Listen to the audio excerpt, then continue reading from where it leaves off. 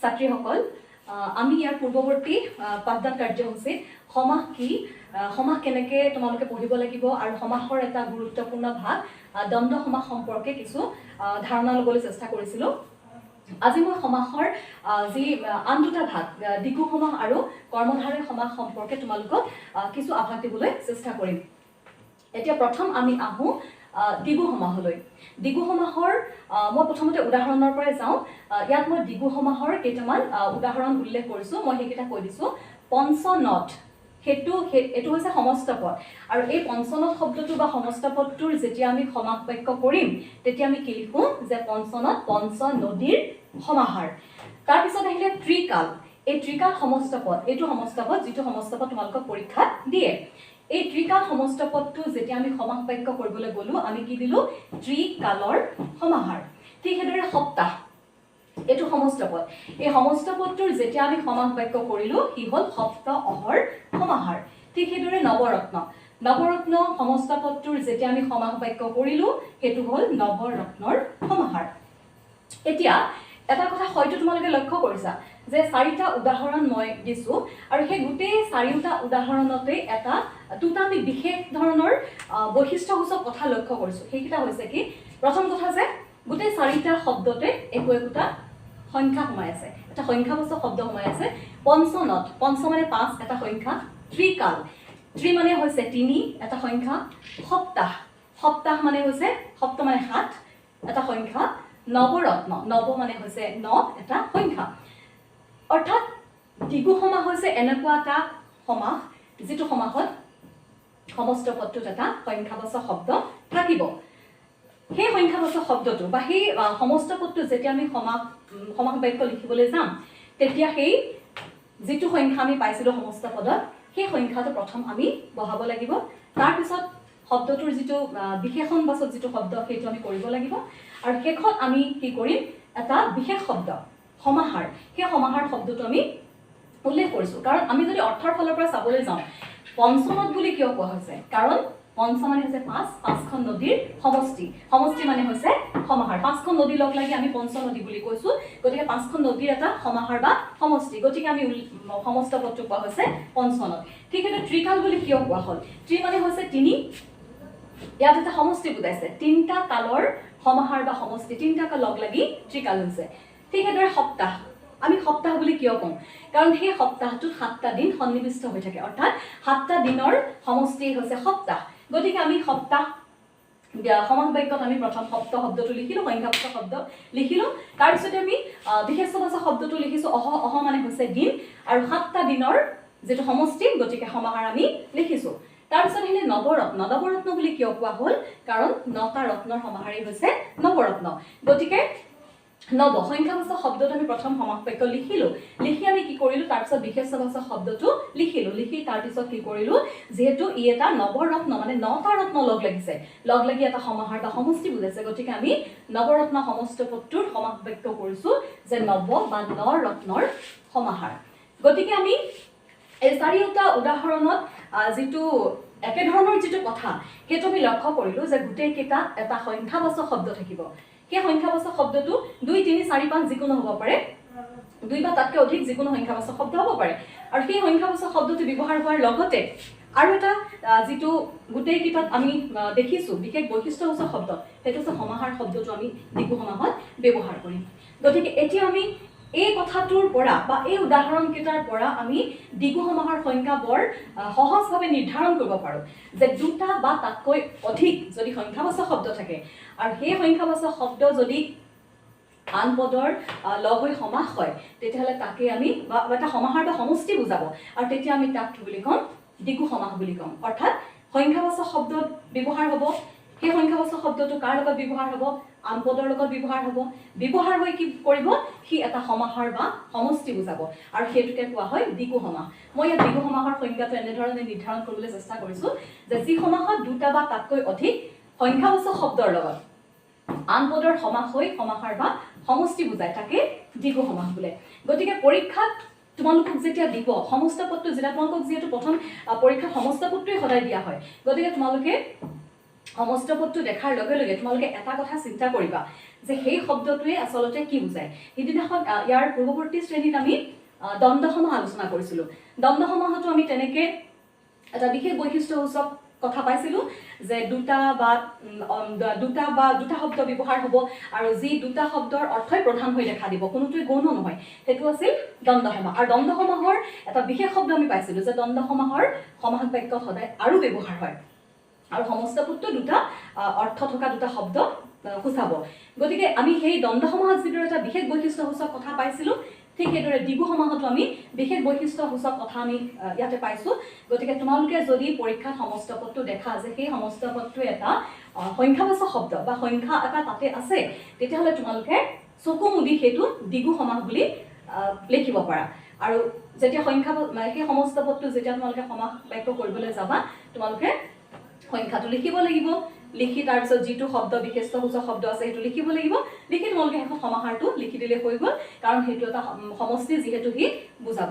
গতিকে এইটো হৈছে দ্বিগু সমাহ চিনি পোৱাৰ এটা বিশেষ সুবিধা, কাৰণ দ্বিগু সমাহত সদায় সংখ্যাবাচক শব্দ আহিব আৰু এই সংখ্যাবাচক শব্দটো তোমালোকে সমাহৰ বেলেগ সমাহৰ ভাগকেইটাত কিন্তু নোপোৱা। যিদৰে আৰুটো অকল দ্বন্দ্ব সমাহতে ব্যৱহাৰ হ'ব, ঠিক সেইদৰে দ্বিগু সমাহত সংখ্যাবাচক শব্দ ব্যৱহাৰ হ'ব আৰু সমাহাৰ শব্দটো আমি ব্যৱহাৰ কৰিম, আৰু সেইটোৱে হৈছে দ্বিগু সমাহৰ বিশেষ লক্ষণযুক্ত কথা। এতিয়া আমি সমাহৰ তৃতীয়টো ভাগ কৰ্মধাৰয় সমাহ সম্পৰ্কে ধাৰণা দিম। মই আকৌ উদাহৰণৰ পৰাই গৈছোঁ, যিহেতু উদাহৰণৰ পৰা বুজিবলৈ কিছু সুবিধা হয়। মই ইয়াত 3টা উদাহৰণ দেখুৱাইছোঁ যে মৰ হাঁহ এইটো সমস্ত পদ, ইয়াক যেতিয়া আমি সমাস বাক্য কৰিলোঁ মৰ যি হাঁহ, আমি এই 3টা সমস্যামান পদ লগ লাগি আমি সমাস বাক্য সৃষ্টি কৰিছোঁ, মৰ হাঁহ মৰ যি হাঁহ। তাৰপিছত আহিলে যধা মূৰ্খ, এইটো এটা সমস্ত পদ। এই সমস্ত পদটোক আমি 3টা সমস্যামান পদ লগ লগাই এটা সমাস বাক্য সৃষ্টি কৰিলোঁ, ইয়াৰ অৰ্থ প্ৰকাশ কৰাকৈ যে কি কৰিলোঁ আমি যধা মূৰ্খ, যধা যি মূৰ্খ। পিতল চকু, পিতল বৰণৰ যি চকু, সেইটো আমি সমাস বাক্য কৰিছোঁ। এতিয়া আমি চাওঁ এই যে সমাস বাক্যবিলাক আমি কৰিলোঁ, এই সমস্ত পদবিলাকৰ সমাস বাক্য আমি ইয়াতে লিখিছোঁ, সেইবিলাকে আচলতে কি বুজাইছে। মৰ হাঁহ, কেনেকুৱা সাহস, মৰ হাঁহ। আমি মৰ হাঁহ বুলি কেতিয়া কওঁ, যাৰ সাহস খুব বেছি সাহস দেখুৱায়, সেইটোৱে হৈছে মৰ হাঁহ। হাঁহটো বিশেষ্য, মৰ যি তাৰমানে অতি বেছি বুলি কোৱাৰ লগে লগে সি কি হ'ল, কি পদলৈ গ'ল, বিশেষণ পদলৈ গ'ল। যিহেতু আমি জানো যে নাম বুজোৱা পদে বিশেষ্য আৰু বিশেষণ হৈছে যি পদে গুণ দুখ অৱস্থা পৰিমাণ বুজাব, সি হৈছে বিশেষণ। গতিকে ইয়াত হাঁহটো বিশেষ্য আৰু মৰ যি মানে অতি বেছি হাঁহ। গতিকে অতি বেছি বুলি কোৱাৰ লগে লগে মৰ যি শব্দটোৱে কি বুজাব, ই এটা বিশেষণ বুজাব। আমি দ্বিতীয় উদাহৰণটোলৈ যদি যাওঁ, যধা মূৰ্খ। মূৰ্খ শব্দটো বিশেষ্য শব্দ, কিমান মূৰ্খ, যধা মূৰ্খ মানে অতি বেছি মূৰ্খ। আমি মূৰ্খ বুলি কেতিয়া ক'ম, যধা মূৰ্খ বুলি কেতিয়া ক'ম, যেতিয়া খুব বেছি মূৰ্খামি থাকিব বা খুব বেছি মূৰ্খ হ'লে সেইটোক আমি যধা মূৰ্খ বুলি কওঁ। গতিকে যধা যি শব্দটোৱে বিশেষণ সূচাইছে আৰু মূৰ্খ শব্দটোৱে বিশেষ্য সূচাইছে। তৃতীয় উদাহৰণটোলৈ আমি যদি যাওঁ, পিতল চকু। চকু বিশেষ্য, সেই চকু কেনেকুৱা ধৰণৰ, পিতল বৰণৰ। গতিকে পিতল বৰণৰ শব্দটোৱে বিশেষণ সূচাইছে। চকু কেনেকুৱা, পিতল বৰণৰ চকু শব্দটো বিশেষ্য সূচক, আৰু সেই চকু বিশেষ্যৰ কেনেকুৱা ধৰণৰ চকু বোলে, পিতল বৰণৰ চকু। গতিকে ই এটা বিশেষণী সূচাইছে। গতিকে আমি এই 3টা উদাহৰণৰ পৰা এটা কথা বুজিলোঁ যে প্ৰথম কি ব্যৱহাৰ হৈছে, বিশেষণ পদ ব্যৱহাৰ হৈছে, তাৰপিছত কি ব্যৱহাৰ হৈছে, বিশেষ্য। দ্বিতীয় শব্দটো যদি আমি মন কৰোঁ, যধা যি মানে অতি বেছি, বিশেষণ, সেইটো বিশেষণ বুজোৱা শব্দ। প্ৰথম বিশেষণ ব্যৱহাৰ হৈছে, তাৰপিছত বিশেষ্য হৈছে। ঠিক সেইদৰে তৃতীয় উদাহৰণটোতো যদি আমি চাবলৈ যাওঁ, প্ৰথম কি ব্যৱহাৰ হৈছে, বিশেষণ ব্যৱহাৰ হৈছে, তাৰপিছত বিশেষ্য ব্যৱহাৰ হৈছে। গোটেই 3টা উদাহৰণত আমি এটাই কথা দেখা পালোঁ যে বিশেষণ ব্যৱহাৰ হৈছে, তাৰপিছত বিশেষ্য ব্যৱহাৰ হৈছে। আচলতে কৰ্মধাৰয় সমাস হৈছে সেই সমাস যি সমাসত বিশেষণৰ লগত বিশেষ্যৰ সমাস হ'ব। প্ৰথম বিশেষণ হ'ব, তাৰপিছত বিশেষ্য হ'ব, সেইটোৱে হৈছে কৰ্মধাৰয় সমাস। গতিকে আমি কৰ্মধাৰয় সমাসৰ সংজ্ঞাটো অতি সহজে নিৰ্ধাৰণ কৰিব পাৰোঁ যে বিশেষণৰ লগত বিশেষ্যৰ সমাস হ'লে তাক কৰ্মধাৰয় সমাস বুলি কোৱা হয়। গতিকে তোমালোকে পৰীক্ষাত যেতিয়া সমস্ত পদটো পাবা, যেনেধৰণে আমি ক'লোঁ যে যদি সংখ্যা দেখা তেতিয়াহ'লে সেইটো দ্বিগু সমাস হ'ব, বা যদি দুটা এনেকুৱা ধৰণৰ শব্দ দেখা যি দুইটা শব্দই প্ৰধান হৈ দেখা দিয়ে তেতিয়াহ'লে এইটো দ্বন্দ্ব সমাস হ'ব, আৰু তোমালোকে তাৰ সমাস বাক্যত আৰু ব্যৱহাৰ কৰিবা। ঠিক তেনেধৰণে কৰ্মধাৰে সমাস চিনি পোৱাৰ এটা উপায় আছে, সেইটো হৈছে কি, যেতিয়া তোমালোকে শব্দটো পাবা পৰীক্ষাত, যেতিয়া তোমালোকক এই সমস্ত পদটো দিব, প্ৰথম তোমালোকে শব্দটো মন দি বুজিবলৈ চেষ্টা কৰিবা যে শব্দটোৱে কি কৈছে। শব্দটোৱে এনেকুৱা কিবা কৈছে নেকি য'ত নেকি প্ৰথম অংশখিনিত কিবা গুণ দুখ অৱস্থা পৰিমাণ বুজাইছে, বিশেষণ বুজাইছে, বা তাৰ পিছৰ চোৱা বিশেষ্য বুজাইছে। যদি তেনেকুৱা ধৰণৰ কিবা থাকে তেতিয়াহ'লে সেইটো তোমালোকে চকু মুদি কি কৰিব পাৰিবা, সি কৰ্মধাৰে সমাস বুলি লিখিব পাৰিবা। আৰু লিখাৰ গোটেই পদ্ধতিটো হৈছে মৰ হাঁহ, মৰ যি হাঁহ, মাজত আমি যিটো সোমোৱাই দিছোঁ।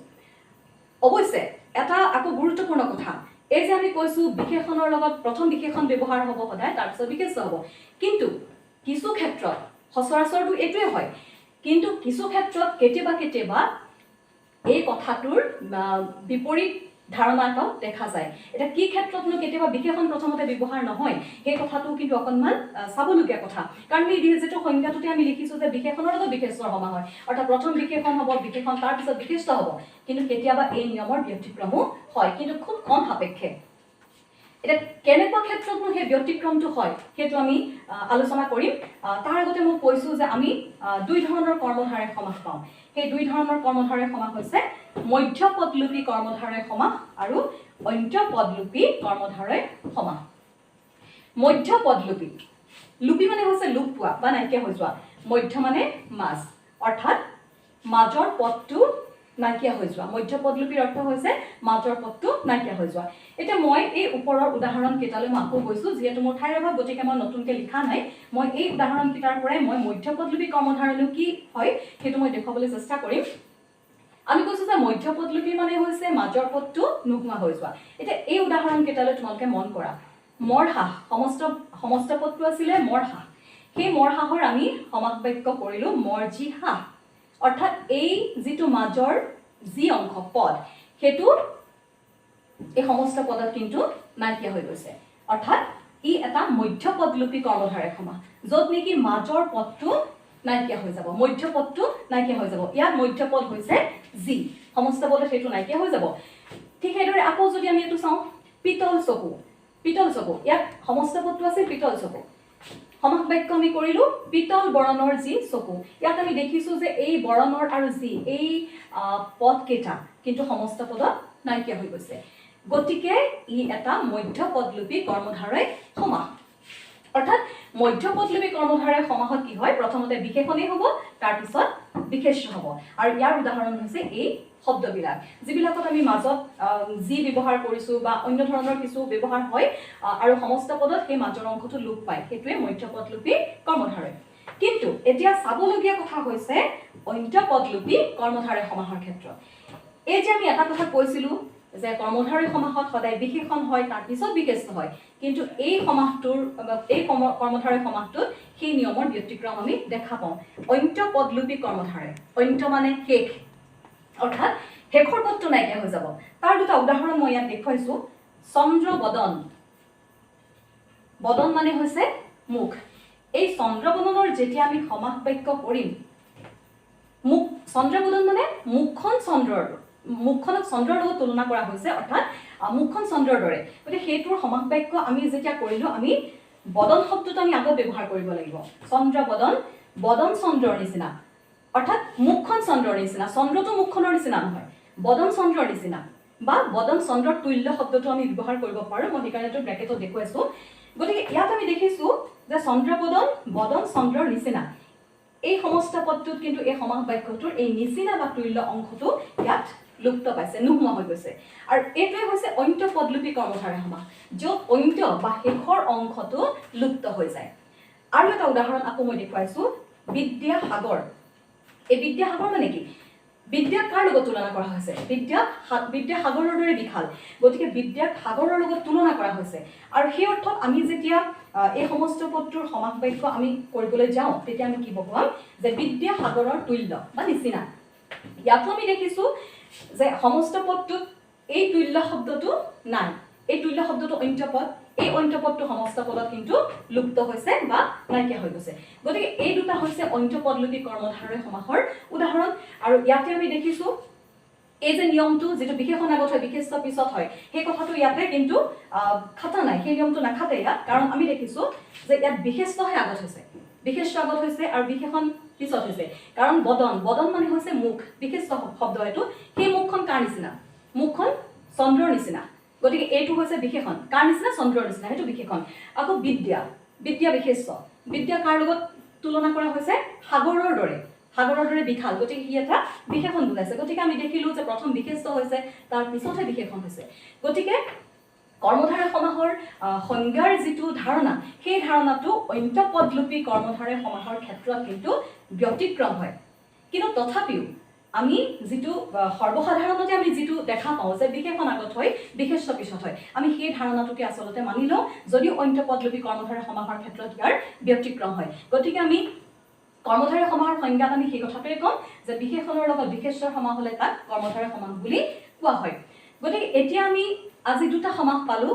ইয়াৰ পূৰ্বৱৰ্তী শ্ৰেণীত আমি এটা সমাস পাইছিলোঁ দ্বিগু সমাস, দ্বন্দ্ব সমাস। গতিকে তিনিওটা সমাসৰ যদি আমি এটা তুলনামূলক আলোচনা আগবঢ়াওঁ, যদি আমি তুলনা কৰি চাওঁ, তেতিয়া আমি দেখিম যে প্ৰত্যেকটো সমাসত এটা চিনি পোৱাৰ এটা সুকীয়া নিয়ম আছে। সেই কথাটো আমি বুজিব লাগিব। তেতিয়া পৰীক্ষাত যেতিয়া আহিব যে সমাস বাক্য লিখাৰ লগতে কি সমাস হৈছে, সেইটো আমাক পৰীক্ষাত সোধে। ছাত্ৰ ছাত্ৰীয়ে সেইটো কৰিবলৈ যাওঁতে যথেষ্ট চিন্তা কৰে যে কি সমাস কেনেকৈ লিখিম, কিহত পৰিব, সেইটো তেওঁলোকে যথেষ্ট চিন্তা কৰিবলগীয়া হয়। কিন্তু এতিয়া হয়তো তোমালোকে কিছু সহজ পাবা কৰিবলৈ, কাৰণ আমি দেখিলোঁ যে দ্বন্দ্ব সমাস, দ্বন্দ্ব সমাসটো এইকেইটাৰ সমাসৰ লগত নিমিলে। কাৰণ দ্বন্দ্ব সমাসত দুটাই শব্দ বা পদ থাকিব আৰু দুইটাই প্ৰধান হ'ব অৰ্থ, কোনোটোকে আমি গৌণ বুলি ক'ব নোৱাৰোঁ। আৰু তাৰ সমাস বাক্যত কি কৰিবা তোমালোকে আৰু বহাবা। ঠিক সেইদৰে দ্বিগু সমাস, দ্বিগু সমাস আৰু কৰ্মধাৰয় সমাস কেতিয়াও একে হ'ব নোৱাৰে। কাৰণ যদি তোমালোকে সংখ্যাবাচক শব্দ দেখা, তেতিয়াহ'লে সেইটো সদায় দ্বিগু সমাসেই হ'ব। আৰু তাত তোমালোকে সমাহাৰ শব্দটো সমাস বাক্যত ব্যৱহাৰ কৰিব লাগিব। তাৰপিছত কৰ্মধাৰয় সমাস, কৰ্মধাৰয় সমাসত আমি কৈছোঁৱেই যে বিশেষণ পাবা তোমালোকে, যিটো শব্দ সমস্ত পদ পাবা সেইটো ভালদৰে পঢ়িবা, পৰীক্ষাত দিয়া শব্দটো পঢ়ি কি কৈছে বুজিবা। যদি দুটা শব্দ কৈছে সি হ'ব দ্বন্দ্ব সমাস, যদি সংখ্যা আছে দ্বিগু সমাস, যদি বিশেষণ আৰু বিশেষ্য আছে তেতিয়াহ'লে সেইটো চকু মুদি তোমালোকে কি কৰিবা? কৰ্মধাৰয় সমাস কৰিবা। গতিকে এইখিনিয়ে হৈছে আজি মই তোমালোকক দেখুৱাবলগীয়া সমাসৰ ধাৰণা। ইয়াৰ পৰৱৰ্তী শ্ৰেণীত আমি আকৌ ইয়াৰ সমাসৰ যিকেইটা ভাগ আমাৰ ৰৈ গৈছে সেইকেইটা সম্পৰ্কে মই তোমালোকক আলোচনা আগবঢ়াম।